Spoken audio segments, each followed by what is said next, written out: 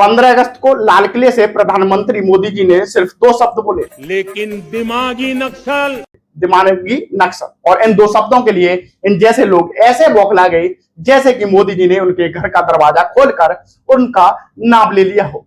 अब नक्सलवाद क्या होता है वो आप लोगों को शायद पता होगा, लेकिन दिमागी नक्सल को समझना है तो इस तस्वीर को गौर से देखिए। इनका नाम है अरुंधति रॉय, जो अपने आप को सोशल एक्टिविस्ट कहती है। इसके साथ जो हाथों में हाथ डालकर ये दांत फाड़ रही है, इसका नाम है यासीन मलिक। और ये यासीन मलिक कौन है तो आपको बता दें कि ये यासीन मलिक वही आतंकवादी है जिसने 1990 में वायुसेना के 4 सैनिकों को मारा था। कश्मीर घाटी में हिंदुओं का प्लेन नरसंहार कराया था, जो देशद्रोह के कारण तिहाड़ जेल में बंद है और वहां उम्र कैद की सजा काट रहा है। और अब इस वीडियो को देखिए। इसका नाम है देवेदिका मेहरा।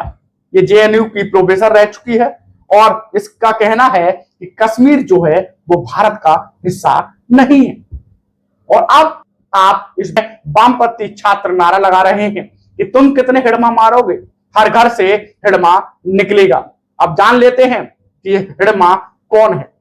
अगर हिड़मा को आप गूगल पर सर्च करोगे तो हिड़मा वही नक्सली है जिसने हमारे देश के 76 जवानों को मारा था।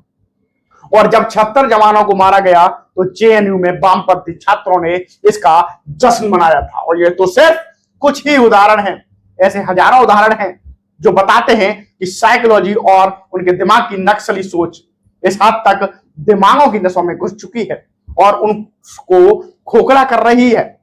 लेकिन हमारे देश में पूरा विपक्ष और उनके लिब्रांडू गैंग और उनके सभी चाटुकार दिमागी नक्सल सुनकर ऐसे तिलमिला गए जैसे उन्हें किसी ने गर्म तवे पर बिठा दिया हो। और एक बार फिर से ये अपने काम पर लग गए, ये भूत को भड़काने पर लग गए कि कैसे मोदी ने देश के युवा को दिमागी नक्सल कह दिया है। मैं फिर से वही कहता हूं कि सरकार से सवाल पूछना गलत नहीं है, सरकार की नीतियों को आलोचना करना गलत नहीं है, ये सब लोकतंत्र का हिस्सा है।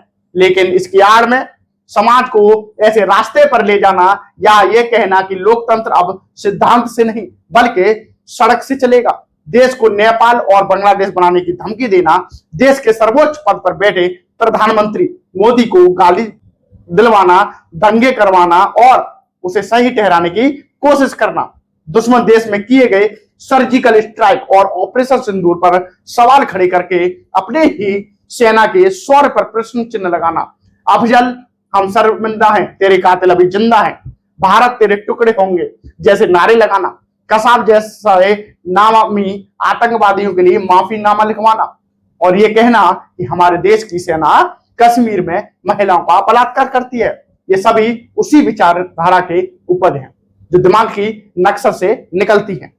देखिए, मैंने पहले भी कहा था कि सरकार की नीतियों और सवाल उठाओ, लेकिन उसके लिए विपक्षी नेताओं के नेगेटिव में फंसकर खुद को इस कदर की दिमागी नक्सल ना बना लेना कि कहीं मोदी जी का विरोध करते करते देश का विरोध ना करने लग जाओ।